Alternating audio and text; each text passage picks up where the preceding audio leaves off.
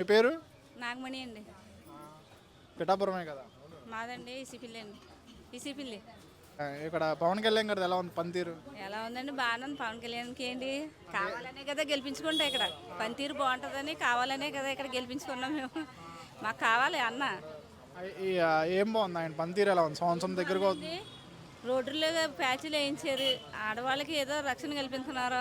పిల్లల స్కూల్కి అని ఈయనని అడ్డంకులు లేకుండా బాగా చేస్తున్నారు. మాకు అదే కావాలి, అంతకంటే ఏం వద్దు. ఆయన రావట్లేదని చెప్పి అంటున్నారు చాలా మంది. కిట్నలు ఎన్నో అంటారు. రావాలంటే కుదురుతుంది. ఎక్కడో నుంచో రావాలంటే పని అవ్వదు కదా. వచ్చినప్పుడే హెల్ప్ చేసుకోమని చెప్పాలి. అంతేగాని మనకు రోజు రావాలంటే రారు కదా. అది మనం కూడా భామ్యం కాదు. తెలుసుకోవాలి, జనాలు తెలుసుకుంటలేదు అంతే. అది ఇక్కడైతే ఆయన రాపోయినా కూడా పనులు జరుగుతాయి. ఆయన చేయింతారు అక్కడి నుంచి. పెద్దల మనిషే కానీ ఆయన స్వార్థం కోసం చూసుకునే మనిషి కాదు కదా.